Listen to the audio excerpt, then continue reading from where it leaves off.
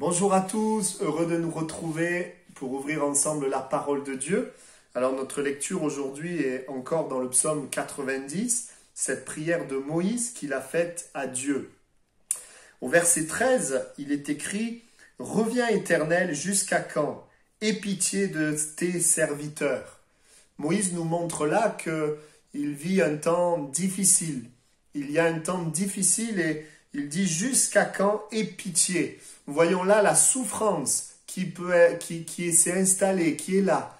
Et cette souffrance, elle ne concerne pas qu'une personne, mais plusieurs, puisqu'il dit « Aie pitié de tes serviteurs ». Un peu comme ce que nous traversons aujourd'hui, un temps de crise au niveau de notre pays, un temps difficile où on peut aussi se poser la question « Jusqu'à quand ?» Et nous voyons que la suite de la prière de Moïse montre tout ce que Dieu voudrait faire et nous parle de l'héritage de Dieu.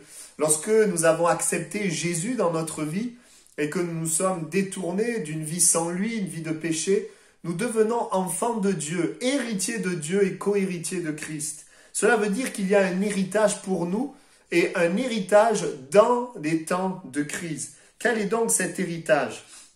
Eh bien, au verset 14, Moïse va dire « Rassasie-nous chaque matin de ta bonté et nous serons toute notre vie dans l'allégresse. » Une autre traduction dira « Nous serons triomphants et joyeux en toutes nos journées. » L'héritage de Dieu, eh bien, c'est premièrement que sa bonté, que sa joie nous accompagne chaque jour. Lorsque nous ne connaissons pas Dieu, la joie dépend des circonstances. Mais lorsque nous sommes en lui, nous pouvons être vainqueurs, triomphants, dans la joie en tout temps. Pourquoi? Parce que Dieu est avec nous dans les moments difficiles. Et parce que malgré ces moments difficiles, eh bien, sa bonté se manifeste. Dieu nous fait du bien dans notre cœur, dans notre corps, dans notre situation, dans notre famille. Il veut renouveler ses bontés chaque jour. Amen. Quel héritage! Alors tu peux prier comme Jérémie, rassasie-nous de tes bontés, que tes bontés se renouvellent chaque matin, parce que ses compassions ne sont pas à leur terme. Et puis il est dit aussi au verset 16, que ton œuvre se manifeste à tes serviteurs. Moïse parle là des œuvres de Dieu, des actes de Dieu, ces actes puissants. Et je dirais que c'est l'héritage des enfants de Dieu, de voir Dieu agir dans nos vies et au travers de nos vies d'une manière puissante.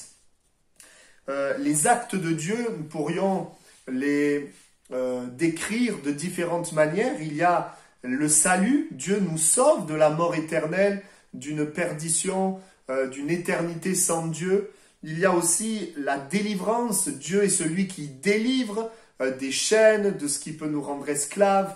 Il y a la provision de Dieu, où Dieu va pourvoir, où Dieu va donner ce dont nous avons besoin. Il y a aussi la direction de Dieu, la conduite de Dieu. Lorsque nous ne savons pas où aller, Dieu nous conduit dans son plan. Il y a la restauration de Dieu qui guérit, qui restaure le cœur de celui qui a été blessé. Il y a aussi le fait que Dieu prend soin de nous. Et je pourrais parler aussi de la guérison, où Dieu guérit les cœurs, guérit les corps. Et encore de la formation où Dieu nous enseigne, nous forme, nous corrige, nous conduit. Amen. Ça, ce sont tous les actes puissants de Dieu. Et on sait que la parole nous montre que Dieu n'est limité par rien. Dieu est tout puissant. Donc même dans des situations qui pour nous semblent impossibles, sans solution humaine, Dieu lui n'est pas limité. Et dans ces temps de crise, eh bien, nous voulons pleinement croire, se saisir de cet héritage et voir Dieu agir puissamment. Amen. Le verset 16 précise aussi « Et ta gloire sur leurs enfants, que ton œuvre se manifeste à tes serviteurs et ta gloire sur leurs enfants, ou ta splendeur sur leurs fils. » Il est parlé, l'heure, ça parle des serviteurs, donc la gloire de Dieu sur les enfants des serviteurs. Et je dirais que c'est mon point suivant, l'héritage de ceux qui se confient en Dieu, eh bien c'est la bénédiction de Dieu sur leur famille, la bénédiction de Dieu sur leurs enfants. C'est ce que la Bible nous dit, et que nos familles, nos enfants puissent élever le Seigneur, le glorifier. Que nous puissions voir l'action de Dieu dans nos familles. C'est notre héritage, même dans des temps de crise. Et puis au verset 16, il est écrit, verset 17, pardon, que la grâce de l'Éternel, notre Dieu, soit sur nous. Ou encore, que la tendresse de Dieu soit sur nous. Si je reviens sur les actes de Dieu puissants, pourquoi Dieu agit puissamment? Eh bien, il le fait par amour pour les hommes, parce qu'il aime l'être humain, parce qu'il veut le sauver de sa souffrance, parce qu'il veut avoir une relation avec l'être humain. Il veut lui donner sa paix, sa joie, son amour. Il désire communiquer sa vie. Aussi, c'est parce qu'il nous aime qu'il agit puissamment. Et il désire, dans des temps de crise où très souvent l'être humain eh bien, peut se sentir seul, peut être peut-être dans la crainte, dans la souffrance, dans le questionnement, dans l'irritation, eh bien, dans ces moments-là, Dieu veut manifester son amour et sa tendresse. Et il est bon pour nous de ne pas suivre une conception sur Dieu, mais nous vivons avec un Dieu vivant qui est présent, où nous pouvons percevoir sa présence dans nos vies, dans nos cœurs. Ça, c'est le miracle de la foi. Pour tous ceux et celles qui se confient en Dieu, nous ne sommes pas seuls, mais sa tendresse se manifeste. Et nous voyons même Dieu agir dans des détails de nos vies, comme si Dieu voulait nous dire « tu n'es pas un détail pour moi ». Ça, c'est aussi l'héritage de Dieu pour nous. Et puis au verset 17, il est dit « affermis l'ouvrage de nos mains ». Oui, affermis l'ouvrage de nos mains.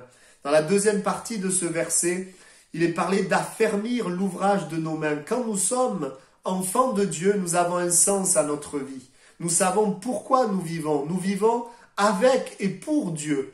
Et nous agissons pour lui. Dieu a donné un sens à notre vie. Et nous vivons pour des choses éternelles. Et dans ce que nous faisons, dans ce que nous entreprenons, eh bien, il affermit l'ouvrage de nos mains. Cela veut dire qu'il nous donne la force pour l'accomplir.